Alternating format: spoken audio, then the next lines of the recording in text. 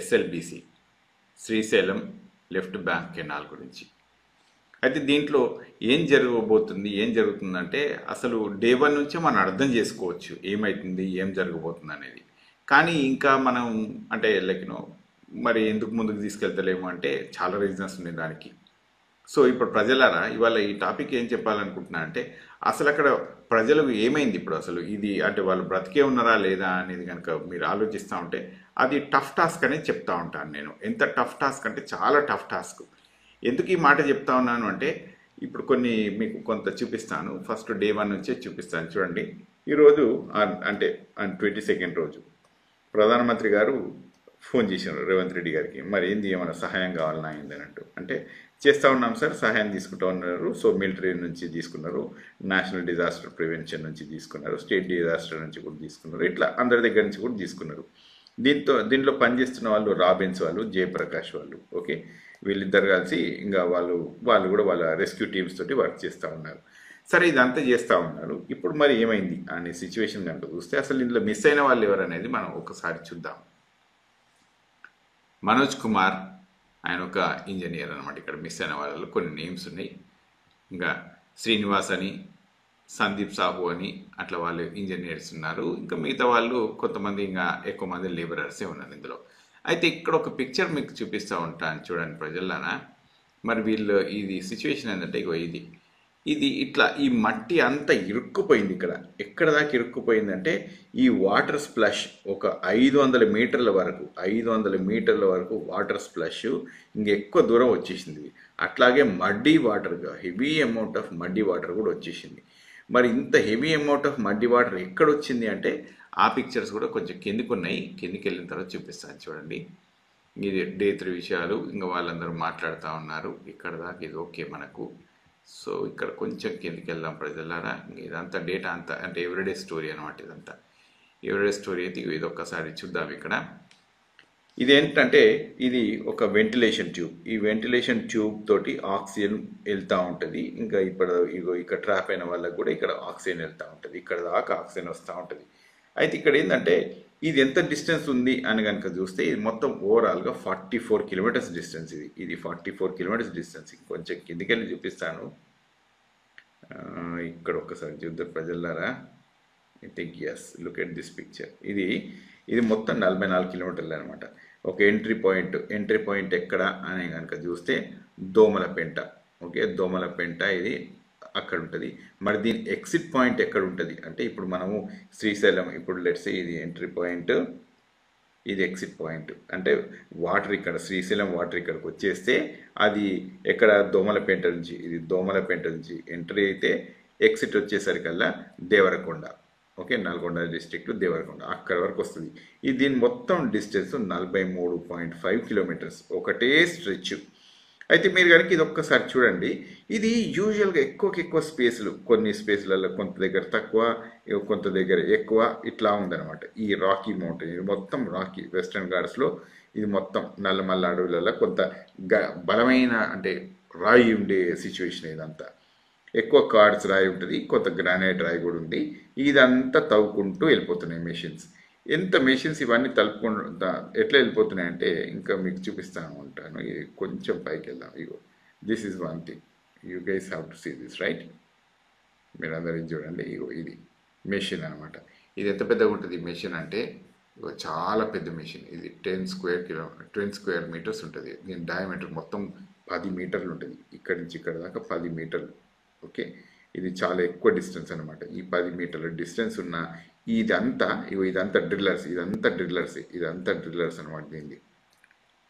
ఇది ఇంత పెద్ద రాయిని డ్రిల్ చేసుకుంటా పోతుంది. దీన్ని TBM అంటారు, టన్నెల్ బోరింగ్ మెషిన్. మనం బోరింగ్ మెషిన్ ఉంటాయి కదా, లోపలికి వేసేదేమో స్ట్రైట్ బోరింగ్ మెషిన్, ఇదేమో side boring machine. Side boring అనమాట. ఇది స్ట్రైట్ బోరింగ్ అయితే ఇది సైడ్ బోరింగ్. ఇది 10 మీటర్స్. మరి దీని కెపాసిటీ ఎంత ఉంటుంది అంటే మొత్తం టన్నెల్ కెపాసిటీ ఎంత అంటే టన్నెల్ కూడా 10 మీటర్లే ఉంటుంది. టన్నెల్ ఇంతకంటే ఎక్కువ ఉండదు. ఇప్పుడు 10 మీటర్లే ఉంటుంది. అది అట్లా దాన్ని తవ్వుకుంటూ అదే టన్నెల్ లాగా పోతూ ఉంటుంది.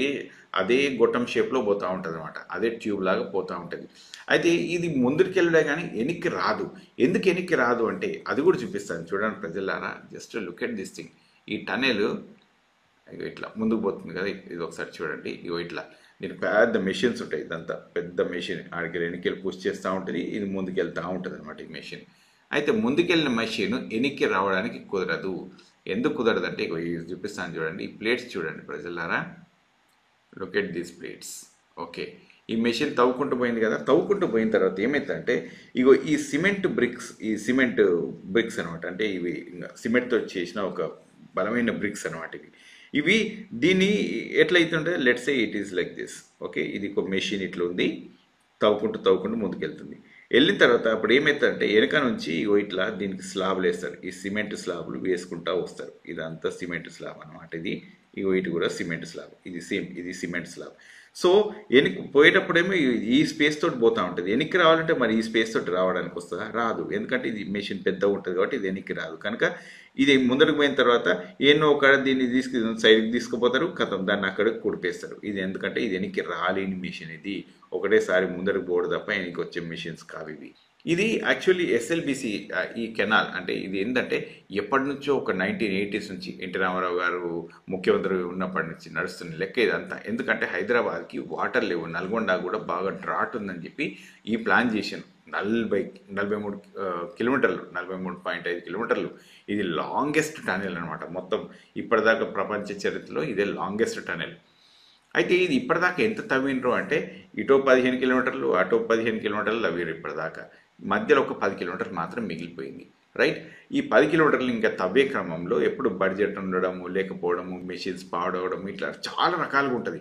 మరి రోజు ఎంత తవ్వుతుంది అంటే ఈ మెషిన్ మ్యాక్సిమంగా కరెక్ట్గా చూస్తే యావరేజ్ డ్యూరేషన్ ఇది ఎప్పుడు ఒక 2015 అరౌండ్ ఆ టైం కనుక చూసుకుంటే యావరేజ్ డ్యూరేషన్ 2015 నుంచి 2020 అట్లా ఆ టైం డ్యూరేషన్ చూసుకుంటే నేను చదివింది ఒక సబ్జెక్టు కరెక్షన్ ఒక 25 నుంచి 30 మీటర్స్ మాత్రమే రోజు ఆ రాయిని కోయగలదు. అంటే ఎక్కువ కోయడం కష్టమవుతుందనే ఉంది. ఇక కొన్నిసార్లు కొంత ఎక్కువ అంటే మట్టి కొంత సాఫ్ట్గా ఉన్నప్పుడు ముందుకు పోవచ్చు, మట్టి అంత సాఫ్ట్గా లేనప్పుడు ఇంకా మళ్ళీ ఇదే స్టోరీ ఉంటుంది అనమాట.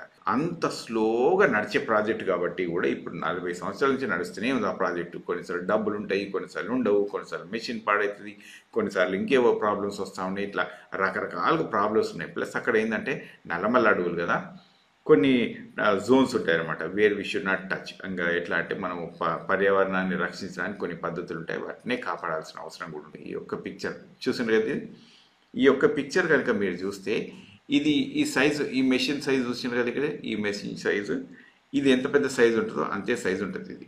రైట్, సో ఇది ఒక్క నిమిషం మీకు చూపిస్తాను. ఈ సైజు 10 మీటర్స్ ఉంటుంది. ఒక నిమిషం, ఈ సైజ్ 10 మీటర్స్ ఉంటుంది. ఈ టనెల్ చూసినారు కదా, ఇది 10 మీటర్స్ ఉంటుంది ఇట్లా. సో ముందడుగు పోయేటప్పుడు ఒకటే దారి నుంచి పోతుంది.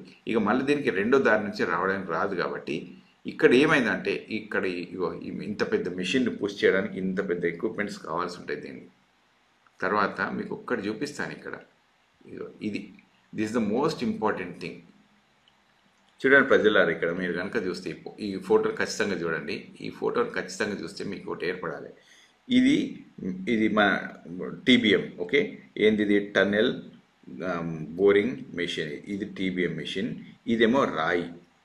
రైట్, ఇది కొంత వెనక్కి ముందుకు జరుగుతూ ఉంటుంది. సో ఈ డ్రిల్ ఇట్లా చేసిన తర్వాత మధ్యలో డెబ్రిస్, మట్టి ఇదంతా వస్తూ ఉంటుంది కదా. ఇక్కడ కొంత పని వాళ్ళు ఉంటారు కదా, వీళ్ళంతా ఏం చేస్తారంటే ఈ మట్టిని వెనక్కి తీసేసుకొని వెళ్ళిపోతూ ఉంటారు. సో దట్ లైక్ డ్రిల్ చేసుకున్న కొద్ది ఇక్కడికి పోతూ ఉంటుంది. ఆ రోజు ఏమైందంటే ఇక్కడ నుంచి వాటర్ వచ్చడం మొదలైంది. ఇక్కడ నుంచి వాటర్ వచ్చి ఇక్కడ నుంచి మట్టి అంతా ఎట్ ఏ టైంగా కొలాప్స్ అయింది. అయితే ఇది ఎందుకు అయింది అంటే నేను మీకు ఇందాకే చూపించిన కదా, ఇగో చూపిస్తాను. కొన్ని ఏరియాస్లో ఇట్లా వీక్ జోన్స్ ఉన్నాయి చూసిండ్రా, ఈ వీక్ జోన్స్ ఉన్నాయి చూసిండ్రా. ఇది not just rock alone, sometimes like only soft సాయిలే ఉంటుంది. కొన్నిసార్లు సాఫ్ట్ సాయిలే ఉంటుంది. కాబట్టి ఇదంతా మొత్తం సాఫ్ట్ సాయిల్ కూలింది అనమాట. కూలి ఈ బోర్లో పడిపోయింది. ఇక్కడ ఈ బోర్లో పడేసరికల్లా ఈ మట్టి అంతా వీళ్ళ మీద పడిపోయింది. ఈ మట్టి మొత్తం వీళ్ళ మీద పడ్డది. ఇక్కడ ఈ మట్టి మొత్తం కూలి వీళ్ళ మీద పడ్డది.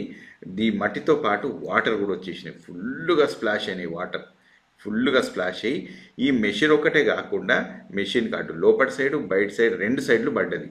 పడుట్లో ఏమైందంటే మెషిన్కి రాయికి మధ్యలో, ఇది రాయి కదా, ఇది మెషిన్ కదా, ఈ మెషిన్కి రాయికి మధ్యలో ఉన్న స్పేస్ చాలా లెట్స్ ఒక 10 మీటర్లు 5 మీటర్లు ఉంటుంది. ఎందుకంటే అంతకంటే ఎక్కువ ఉండదు, అంతకంటే ఎక్కువ స్పేస్ క్రియేట్ చేయడానికి కుదరదు. కాబట్టి ఈ 5-10 మీటర్ల గ్యాపుల్నే మొత్తం మట్టి గిట్టి నీళ్లు మొత్తం వచ్చేసాయి, ఇట్లా బురద నీళ్ళు మొత్తం వచ్చేసినాయి. ఇంకా కొంచెం లెఫ్ట్ ఓవర్ అంతా ఇక ఈ మెషిన్ తర్వాత వెనుక దిక్కు కూడా ఇట్లా పడిపోయినాయి అనమాట. సో ఇక్కడ ట్రాప్ అయిన జనాలు 8 మంది ఉన్నారు. 8 people are got trapped over here. ఇక్కడ ఆక్సిజన్ లేదు. ఓకే, ఇప్పుడైతే ఆక్సిజన్ దొరకడమే మహా కష్టమైన పని, ఎందుకంటే అంత లోపల దాకా ఆక్సిజన్ రాదు. ఇంకొకటి ఏంటంటే ఈ టనెల్లో మీకు ఒకటి చూపిస్తా, ఇది ఉన్నది చూస్తుంటా, ఇది ఆక్సిజన్ తీసుకుపోయేది అనమాట, అంటే గాలి తీసుకుపోయే ఇది ఒక ట్యూబ్ అనమాట. అయితే లెటర్స్ ఈ ట్యూబ్ ఎక్కడ దాకా తీసుకుపోతుంది అంటే ఈ మెషిన్ కంటే ముందు దాకానే, లెట్స్ ఇది మెషిన్ అనుకున్నాం కదా మనం, మెషిన్కి ఎనికి దాకానే తీసుకుపోగలదు. ఇది మనం అంటే జనాలందరికీ మామూలుగా జనాలు తిరిగేది, ఇదేమో రాయి. ఓకే, ఇదేమో టీబీఎం మెషిన్, ఇది టీబీఎం మెషిన్. ఇక్కడ దాకానే ఈ టీబీఎం మెషిన్ దానికంటే ముందు వరకే ఈ ఆక్సిజన్ తీసుకెళ్ళగలదు, కానీ దాన్ని దాటి బియాండ్ కాదు. కానీ ఇప్పుడు ఏమవుతుంది, ఇప్పుడు ఇక్కడ జనాలందరూ ట్రాప్ అయిపోయినారు కదా, మీకు చూపించడానికి దాకా వాటర్ పడ్డదంతా. ఈ జనాలందరూ ఇక్కడ ఉన్నారు, ఇక్కడ ఆక్సిజన్ లేదు సరిగ్గా, ఏమీ సరిగ్గా లేదు. ఇప్పుడు ఫుల్ వాటర్ వచ్చేసింది, ఫుల్ దాని మట్టి వచ్చేసింది, దాంట్లోకి కూలిపోయి, ప్లస్ ఆక్సిజన్ లేదు. ఇది కృష్ణా రివర్ ఇట్లా పోతా ఉన్నది, రైట్. ఇక్కడనేమో శ్రీశైలం డ్యామ్ ఉంది, ఇక్కడనేమో నాగార్జున సాగర్ డ్యామ్ ఉంది.